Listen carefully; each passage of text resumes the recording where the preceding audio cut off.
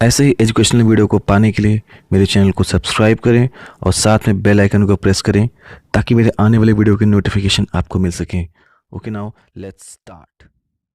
Hello friends, कैसे हो आप सब। मैं विकास एक बार फिर आया हूँ कुछ नए टॉपिक के साथ। आप सभी का स्वागत है हमारे YouTube channel E study with Anil sir में। तो दोस्तों, जैसा कि आप जानते हैं, अभी हम मेडिवल हिस्ट्री ऑफ इंडिया यानी कि मध्यकालीन भारत के इतिहास के बारे में पढ़ रहे हैं। तो दोस्तों, मध्यकालीन इतिहास में हमने इस्लाम धर्म के उदय के बारे में पढ़ लिया है। तो जिसने अभी तक हमारा इस्लाम धर्म वाला वीडियो नहीं देखा है वो उस वीडियो को इसी प्लेलिस्ट में जाकर देख सकता है।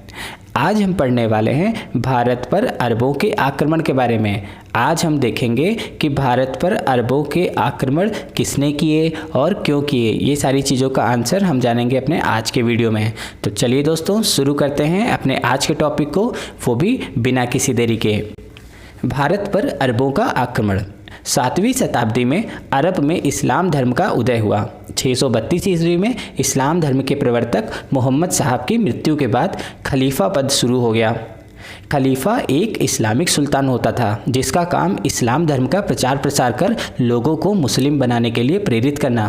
तो दोस्तों, लास्ट लेक्चर में हमने आपको बताया था इस्लाम धर्म के उदय के बारे में। इस्लाम धर्म में हमने क्या देखा कि मोहम्मद साहब जो इनके पैगंबर थे उनका जन्म 570 एडी में हुआ था, ठीक है। और 610 ईस्वी में इनको हीरा नामक पहाड़ी पर कुरान का संदेश मिला था, ठीक है। किसका? अल्लाह का संदेश मिला था, ठीक है। और जिब्राइल के द्वारा मिला था जिन्होंने इनको कुरान सिखाया था, ठीक है। इसके बाद इन्होंने उस कुरान को जनता तक फैलाया। मक्का में इनको ज़्यादा वैल्यू नहीं मिली, फिर ये मदीना चले गए 622 ईस्वी में, ठीक है। इसके कारण वहाँ से 622 ईस्वी से हिजरी संवत की स्थापना हुई। इसके बाद मदीना के बाद ये वापस मक्का में आए और लोगों को अपना फॉलोअर बनाया, ठीक है। तो देखते देखते इस्लाम धर्म सऊदी अरब में पूरी तरीके से फैल चुका था, ठीक है। 632 एडी में मोहम्मद साहब का इंतकाल हो गया।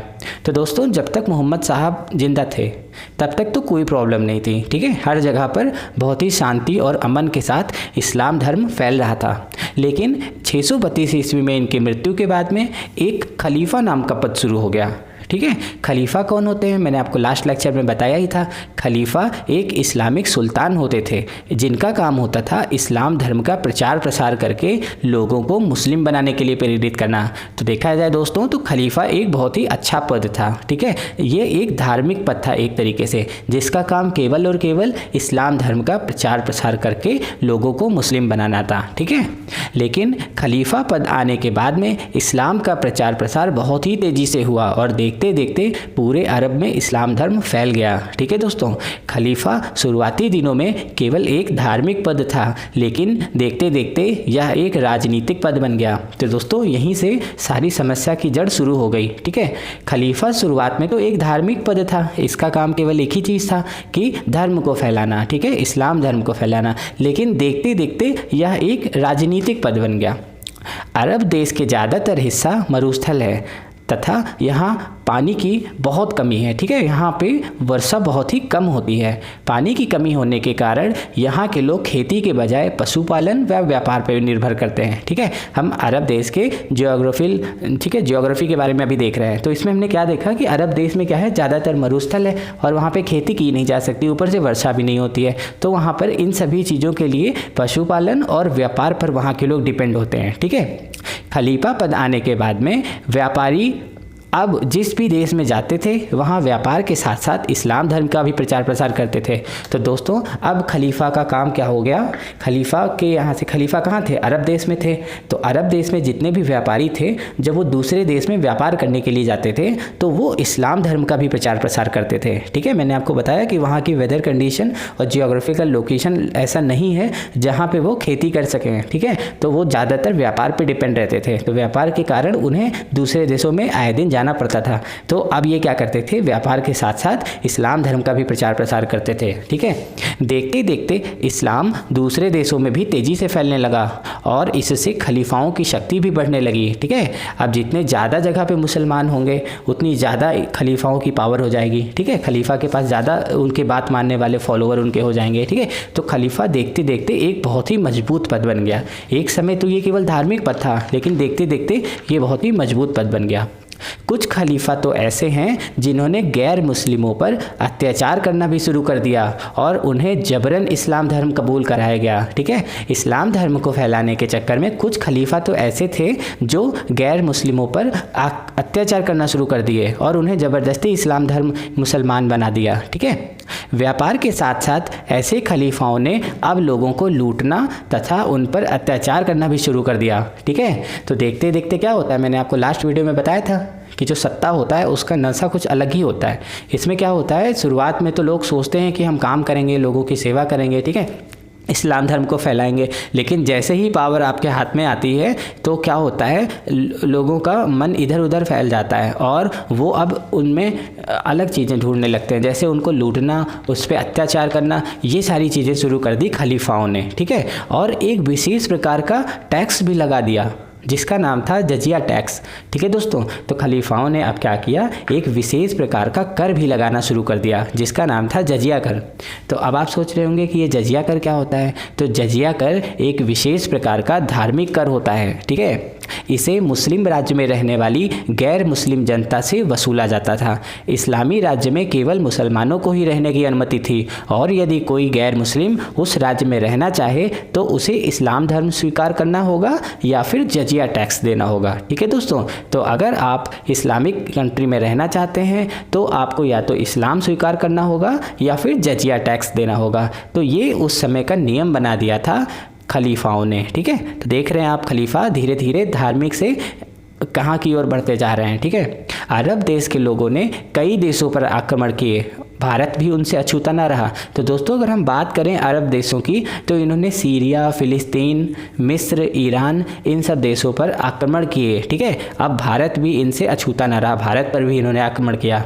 कहा जाता है खलीफा उमर साहब के समय में अरबों ने थाने यानी मुंबई में, बड़ौच यानी गुजरात में तथा देवल यानी सिंध पर विजय प्राप्त करने की नाकाम कोशिश की। ठीक है, तो जब खलीफा उमर साहब थे तो उस समय थाने, बड़ौच और देवल इस पर विजय पाने की नाकाम कोशिश की गई, आक्रमण किया गया लेकिन कुछ हो नहीं पाया यहाँ पे। ठीक है, सन 712 ईस्वी में ईरान के गवर्नर अल हज्जाज ने मोहम्मद बिन कासिम, जो कि उसका दामाद व सेनापति था, उसको भारत पर आक्रमण करने के लिए भेजा। तो दोस्तों ये एक बहुत ही इम्पोर्टेंट लाइन है। अगर आपसे पूछा जाए कि कौन सा प्रथम मुस्लिम भारत पर आया आक्रमण करने के लिए, ठीक है, तो आपको बताना है मोहम्मद बिन कासिम।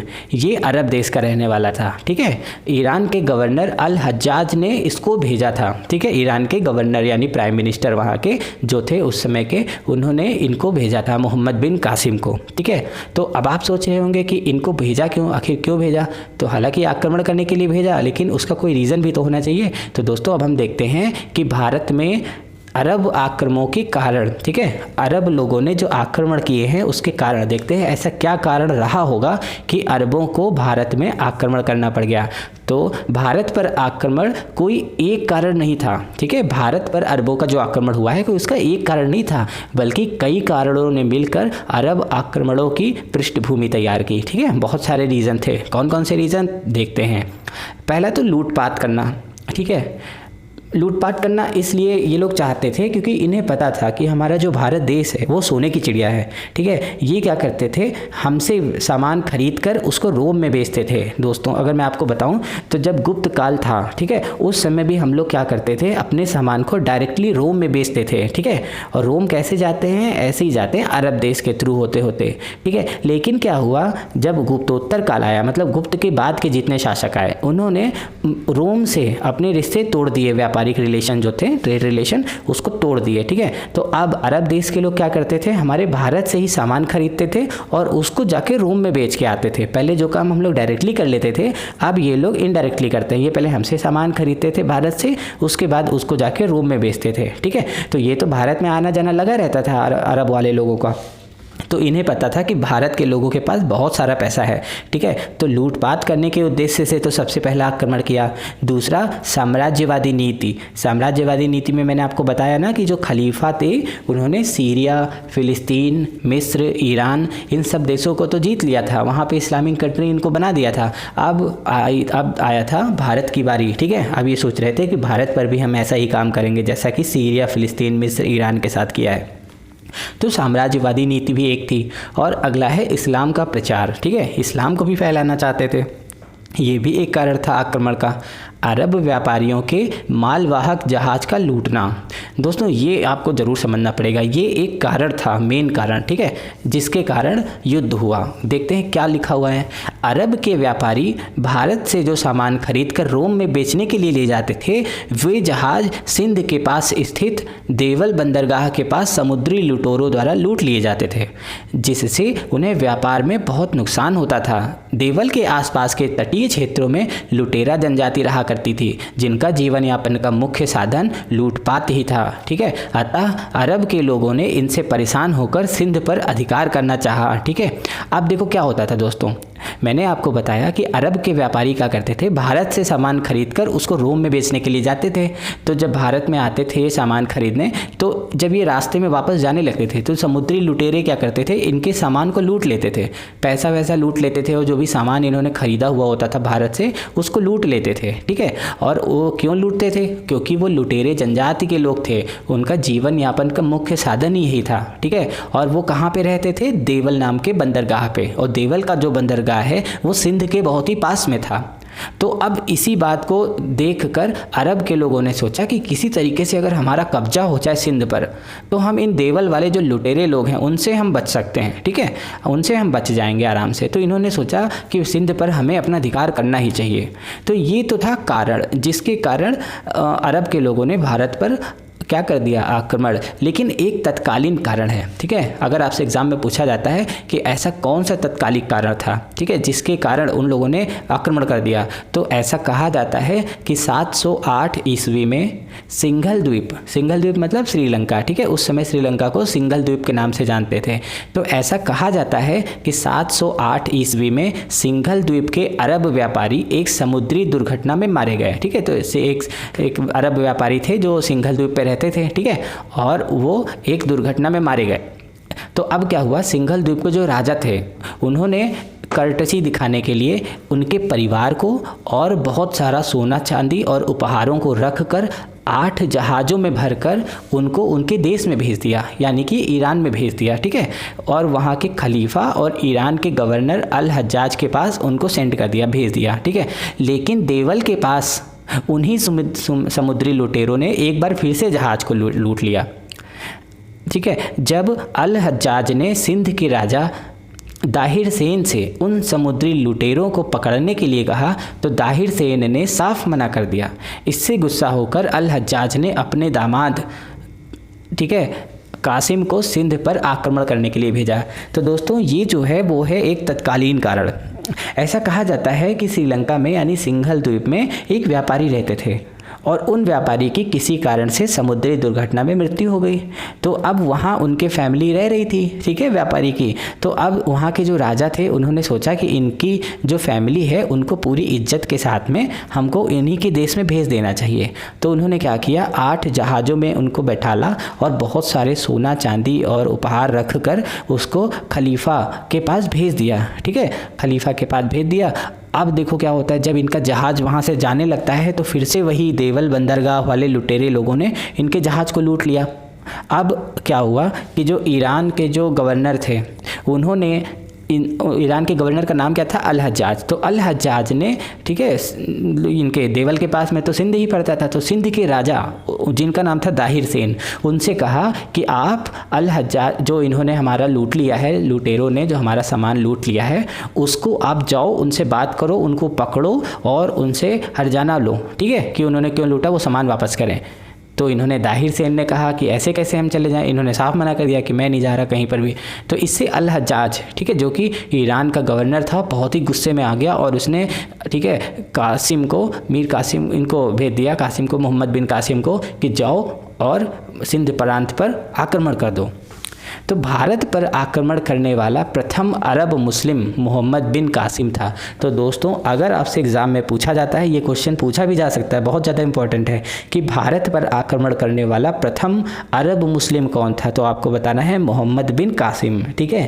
नेक्स्ट पॉइंट देखते हैं, मोहम्मद बिन कासिम मकरान होता हुआ 712 ईस्वी में देवल पहुँचा। तथा नीरुन नगर जो बौद्ध भिक्षुकों का निवास स्थान है वहाँ पर अपना अधिकार कर लिया। इसके बाद इसने जाटों की राजधानी शीशम पर भी अधिकार कर लिया। तत्पश्चात मोहम्मद बिन कासिम सिंध की ओर बढ़ चला। तो दोस्तों जब ये आ रहा था अरब की तरफ से, ईरान की तरफ से आ रहा था, तो ये मकरान होता हुआ आया, ठीक है। और 712 ईस्वी में देवल पहुंचा, ठीक है। देवल में वही जो लोग होते रहते थे। और उसके बाद में आगे बढ़ते बढ़ते नीरुन नगर जहाँ पे बौद्ध भिक्षुक रहते थे वहाँ पर अधिकार कर लिया। उसके बाद इसने जाटों की राजधानी शीशम पर भी अधिकार कर लिया, ठीक है। उसके बाद मोहम्मद बिन कासिम सिंध की ओर बढ़ चुका।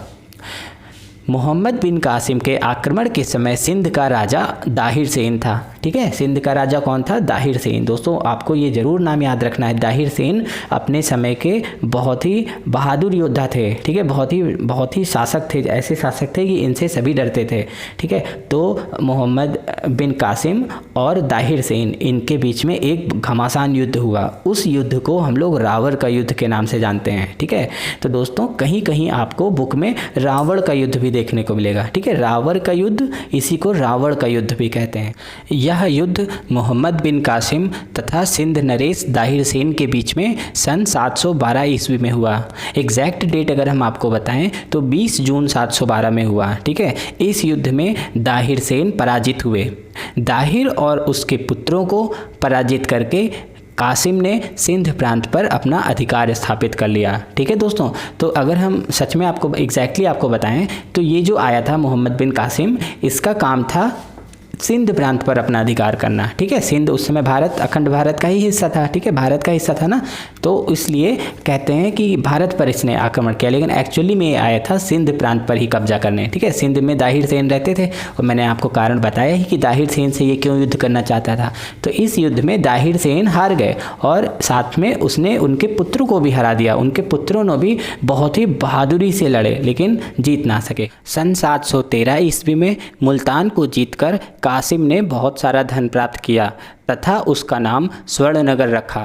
तो दोस्तों इन्होंने क्या किया, जब सिंध को जीत लिया इसके बाद में ये वो मुल्तान की तरफ चले गए, ठीक है। और सन 713 ईस्वी में मुल्तान को भी जीत लिया और उसमें इतना सारा धन प्राप्त किया, इसलिए इसका नाम स्वर्णनगर रख दिया। अरबों के भारत आक्रमण के विषय में जानकारी 9वीं शताब्दी के बिलादूरी द्वारा रचित पुस्तक फुतुल अल बलदान तथा 13वीं शताब्दी में अबू बकर फूफी द्वारा चचनामा से मिलती है। तो दोस्तों ये क्वेश्चन बहुत एग्जाम में पूछा जाता है कि जैसे मान लो आप किसी के बारे में पढ़ रहे हैं तो उसकी जानकारी के स्रोत क्या है, मतलब उसके बारे में आपको कहाँ से पता चलता है। तो जैसे हम अरब के बारे में पढ़ रहे हैं तो इन अरब वाले लोगों ने जो भारत पर आक्रमण किया इसके बारे में हमें कहाँ से पता चलता है, तो वो भी जानना बहुत ज़रूरी होता है। तो वो हमें पता चलता है 9वीं शताब्दी में बिलादूरी ने एक बुक की रचना की थी जिसका नाम था फुतुल अल बलदान, ठीक है। और 13वीं शताब्दी में अबू बकर फूफी ने एक चचनामा नाम की बुक लिखी थी, ठीक है। चचनामा क्या है? एक अरबी ग्रंथ है, अरबी भाषा में लिखा गया एक ग्रंथ है, ठीक है। तो चचनामा और ये फुतुल अल बलदान, ठीक है, ये दोनों किताबों से हमें पता चलता है कि अरब के लोगों ने भारत पर आक्रमण किया था। भारत में जजिया कर सर्वप्रथम मोहम्मद बिन कासिम ने लगाया था। तो दोस्तों ये भी एक बहुत इंपॉर्टेंट क्वेश्चन है, आपसे बहुत बार पूछा गया एग्जाम में, आपके एग्जाम में भी पूछे जाने के चांस है कि भारत में सबसे पहला जजिया कर किसने लगाया।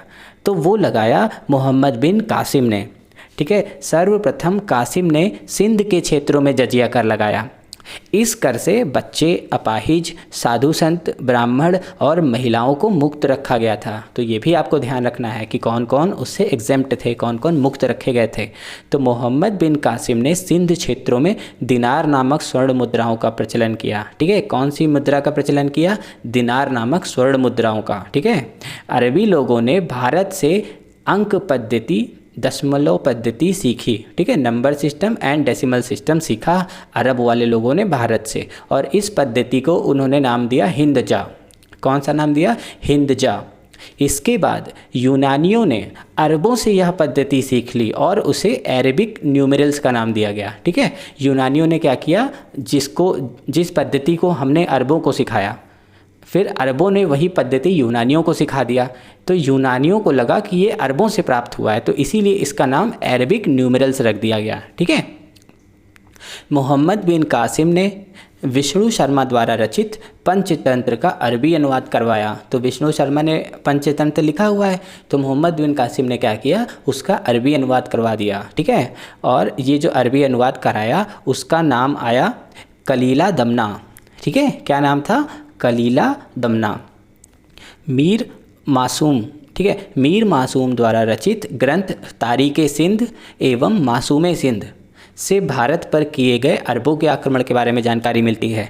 ठीक है दोस्तों, तो 2 बुक तो मैंने आपको पहले बताई थी, उसके बाद में एक और बुक है जो मीर मासूम ने लिखी है, और तारीख़ सिंध और मासूम सिंध, तो यहाँ से भी भारत पर किए गए अरबों के द्वारा आक्रमण की जानकारी मिलती है। ठीक है, मोहम्मद बिन कासिम ने सिंध एवं मुल्तान आदि को जीता, लेकिन उसके आगे नहीं बढ़ पाया। ठीक है, सिंध और मुल्तान को तो जीत लिया, लेकिन उसके आगे नहीं बढ़ पाया। चचनामा ग्रंथ के अनुसार 715 ईस्वी में बगदाद के खलीफा सुलेमान के आदेश पर मोहम्मद बिन कासिम की हत्या करवा दी गई।